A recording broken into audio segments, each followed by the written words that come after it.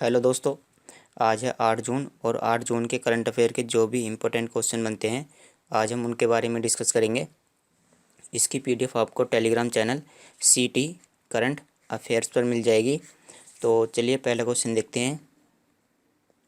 देखिए, विश्व खाद्य सुरक्षा दिवस यानी इसी को इंग्लिश में हम बोलेंगे वर्ल्ड फूड सेफ्टी डे निम्न में से किस दिन मनाया जाता है? तो यह दिवस 7 जून को मनाया जाता है। और इस साल इसकी थीम क्या है उसको देख लेते हैं। इस साल इसकी थीम है safe food today for a healthy tomorrow. Safe food today for a healthy tomorrow यानी अगर हम आज सेफ फूड खाएंगे तो उससे हमारा जो कल है वो हेल्थी हो जाएगा। तो इस साल की ये थीम है। चलिए नेक्स्ट क्वेश्चन देखते हैं। 24वां बिम्स्टेक दिवस कब मनाया गया? तो इसके बारे में जान लेते हैं। BIMSTEC BIMSTEC BIMSTEC. तो बिम्स्टेक की जो स्थापना हुई थी वो 6 जून को हुई थी और इसलिए 6 जून को बिम्स्टेक दिवस मनाया जाता है। अगर हम बिम्स्टेक की बात करें तो इसमें 7 देश आते हैं और इसका भारत भी एक सदस्य है। इसमें 7 देश कौन कौन से आते हैं? Bangladesh, Bhutan, India, Nepal, Myanmar, Thailand और श्रीलंका। तो चलिए इसके बारे में अन्य बातें जान लेते हैं। जैसे बिम्स्टेक की स्थापना कब हुई थी? इसकी स्थापना 6 जून 1997 में हुई थी। तो इसी की वजह से हर साल बिम्स्टेक दिवस मनाया जाता है। और ये जो बिम्स्टेक है इसका मुख्यालय कहाँ पर है? इसका मुख्यालय है ढाका, बांग्लादेश के अंदर। और वर्तमान में इसमें 7 सदस्य स्थित हैं। बिम्स्टेक की फुल फॉर्म क्या है? बिम्स्टेक की फुल फॉर्म है Bay of Bengal initiative for multi sectoral technical and economic corporation. तो चलिए जो बिम्स्टेक देश हैं इसको हम मैप की सहायता से समझते हैं। तो देखो यहाँ पर ये क्या है? बे ऑफ बंगाल यानी बंगाल की यहाँ पर खाड़ी है। तो जो देश बंगाल की खाड़ी के साथ अपनी बाउंड्री साझा करते हैं वही क्या है? वही देश हैं बे ऑफ बंगाल। मतलब कि वही उन्हीं देशों को हम क्या बोलते हैं? उन्हीं देशों को हम बोलते हैं बिम्स्टेक देश। ठीक है। जैसे कि यहाँ पर बिम्स्टेक की जो फुल फॉर्म है बी से क्या बनता है? बे ऑफ बंगाल यानी जो बे ऑफ बंगाल की खाड़ी के साथ में अपनी बाउंड्री साझा करते हैं उन्हीं को हम क्या बोलते हैं? बिम्स्टेक वाले देश। तो यहाँ पर देखिए इसमें पहला देश कौन सा है? श्रीलंका। दूसरा देश है इंडिया। तीसरा देश है बांग्लादेश। चौथा देश है म्यांमार। और पाँचवा देश है यहाँ पर थाईलैंड। उसके बाद इसमें 2 कंट्री और हैं जो लैंड लॉक्ड हैं। तो छठा देश है इसमें नेपाल और 7वां देश है भूटान। तो आप इस तरह से इनको आसानी से याद कर सकते हो। सतत विकास लक्ष्यों को प्राप्त करने में भारत को कौन सा स्थान दिया गया है? सतत विकास लक्ष्यों, तो ये जो टारगेट हैं ये किसने दिए हैं? ये टारगेट दिए गए हैं यूनाइटेड नेशन के द्वारा। ये टारगेट दिए गए हैं यूनाइटेड नेशन के द्वारा। और इसमें कितने टारगेट हैं? इसमें 17 टारगेट हैं। इसमें 17 टारगेट किस तरह से हैं? इसमें इस तरह से टारगेट हैं कि देश में भुखमरी को कम करना, और अन्य के बारे में बात करें तो खाद्य सुरक्षा हासिल करना, लैंगिक समानता हासिल करना, बुनियादी ढांचे को मजबूत करना। तो इस तरह से इसमें कुल मिलाकर के 17 लक्ष्य दिए गए हैं। और इसी के ऊपर एक रैंकिंग जारी की गई है और उसमें भारत का स्थान क्या आया है? तो इसमें भारत का स्थान आया है 117। तो आप इसको इससे याद कर सकते हो कि इसमें 17 लक्ष्य हैं और भारत का स्थान इसमें कितना आया है? 117। पिछले साल भारत का स्थान आया था 115 और इस साल भारत का स्थान कितना आया है? 117, यानी 2 स्थान भारत नीचे चला गया है। तो सतत विकास लक्ष्यों की बात कर लेते हैं। जैसे कि मैंने आपको बताया कि ये जो लक्ष्य हैं ये किसने दिए हैं? ये यूनाइटेड नेशन ने दिए हैं। और इन लक्ष्यों को कब अपनाया गया था? इन लक्ष्यों को 2015 में अपनाया गया था।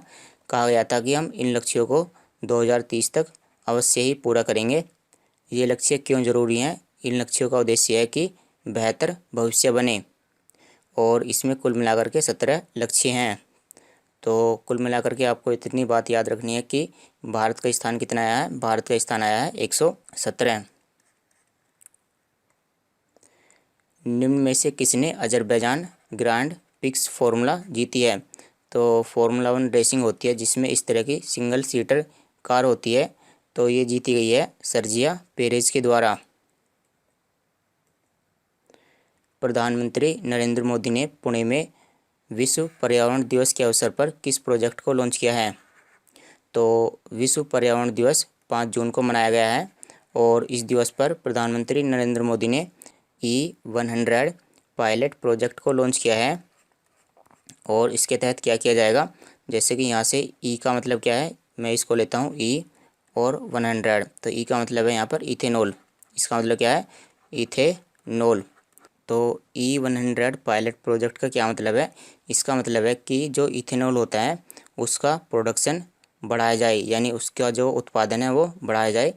तो इसी को लेकर के E100 पायलट प्रोजेक्ट लॉन्च किया गया है। ये जो इथेनॉल होता है यह पेट्रोलियम में, यह जो पेट्रोल होता है यह पेट्रोल में इस्तेमाल किया जाता है और गवर्नमेंट का लक्ष्य है कि जो पेट्रोल है उसमें कम से कम 20% तो इथेनॉल यूज किया ही जाए। गवर्नमेंट का क्या लक्ष्य है, कम से कम पेट्रोल में 20% इथेनॉल होना ही चाहिए। तो देखिए एक नया विश्व रिकॉर्ड बनाया गया है। विश्व रिकॉर्ड बनाया गया है नीदरलैंड की एक महिला के द्वारा, जिन्होंने 10,000 मीटर की दूरी को 29 मिनट 6.82 सेकंड में पूरा कर दिया है। ये नीदरलैंड की महिला हैं और इनका नाम क्या है, तो इनका नाम है सिफान हसन। सिफान हसन ने 10,000 मीटर यानी 10 किलोमीटर की दूरी को 29 मिनट और 6.82 सेकंड में पूरा किया है। और अगर इससे पहले की बात करें, इससे पहले ये रिकॉर्ड किसके नाम था, ये जो 10 किलोमीटर की दूरी है यह रिकॉर्ड इससे पहले नाम था इथोपिया की अल्माज अयाना के नाम।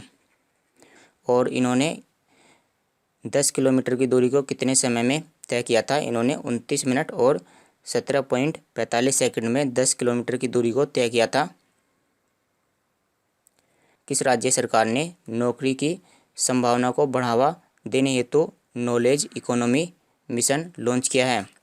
तो नॉलेज इकोनॉमी मिशन किसके द्वारा लॉन्च किया गया है, यह केरल की सरकार के द्वारा लॉन्च किया गया है। और इसका उद्देश्य क्या है, इसका उद्देश्य है कि जिन लोगों के पास नॉलेज है, यानी जो लोग साक्षर हैं, उनको किसी भी तरीके से नौकरी पहुंचाई जाए, उनको किसी भी तरीके से नौकरी मिले।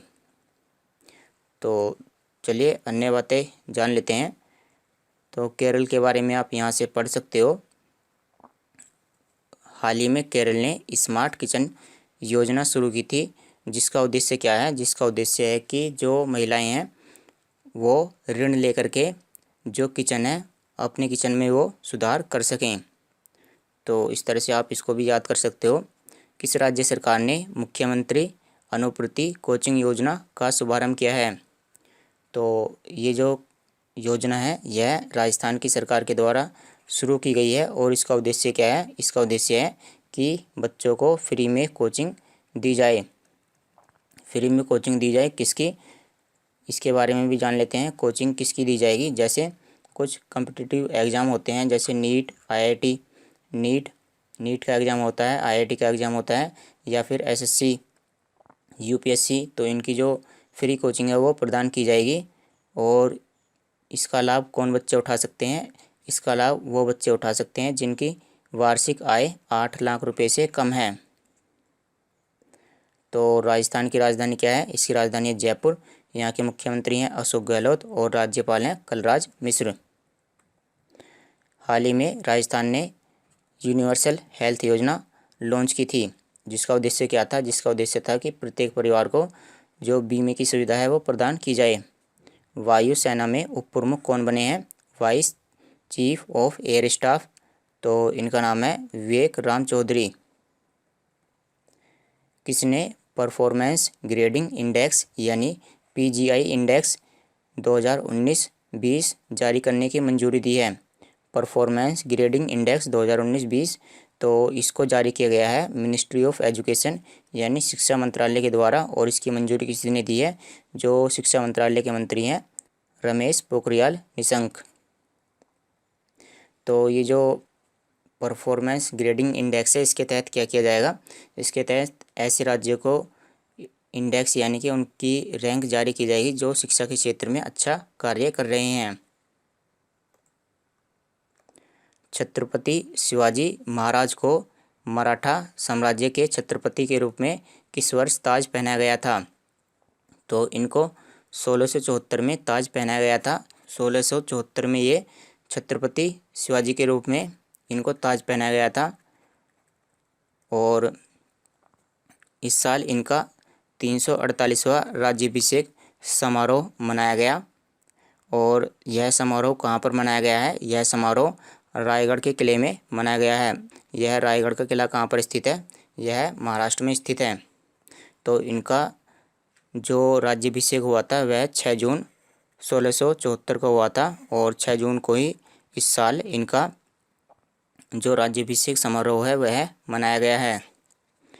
विश्व बैंक शिक्षा सलाहकार के रूप में किसे चुना गया है? तो ये वर्ल्ड बैंक में शिक्षा सलाहकार बने हैं और इनका नाम क्या है? इनका नाम है रणजीत सिंह दिसाले। तो यहाँ पर ये हैं रणजीत सिंह दिसाले और आप इस पिक्चर में देख सकते हैं यहाँ पर ये टीचिंग कर रहे हैं। तो इनको 2020 में एक अवार्ड भी मिल चुका है। इनको 2020 में एक अवार्ड यानी पुरस्कार भी मिल चुका है और पुरस्कार क्या है? Global teacher award. तो ग्लोबल टीचर अवार्ड पाने वाले ये पहले भारतीय हैं। तो इनका नाम और भी प्रमुख हो जाता है। इनका नाम क्या है? रणजीत सिंह दिसाले। तो वर्ल्ड बैंक के बारे में भी जान लेते हैं। इसकी स्थापना जुलाई 1944 में हुई थी और इसका मुख्यालय कहाँ पर स्थित है? इसका मुख्यालय वाशिंगटन डीसी यूएसए में स्थित है। और इसके चेयरपर्सन कौन है? डेविड मालपास इसके अध्यक्ष हैं और वर्तमान में इसमें 189 सदस्य हैं। तो चलिए दोस्तों, आज की वीडियो में इतना ही। कल का सवाल था डीआरडीओ से संबंधित और आज का सवाल है आरबीआई से संबंधित यानी रिजर्व बैंक ऑफ इंडिया से संबंधित। तो चलिए मैं आपको डीआरडीओ के बारे में बता देता हूँ। तो देखिए, डीआरडीओ की स्थापना कब हुई थी? इसकी स्थापना हुई थी 1958 में। इसका मुख्यालय कहाँ पर स्थित है? इसका मुख्यालय न्यू दिल्ली में स्थित है। और इसके बारे में अन्य बातें भी जान लेते हैं, जैसे इसके प्रमुख कौन है? इसके प्रमुख हैं जी सतीश रेड्डी।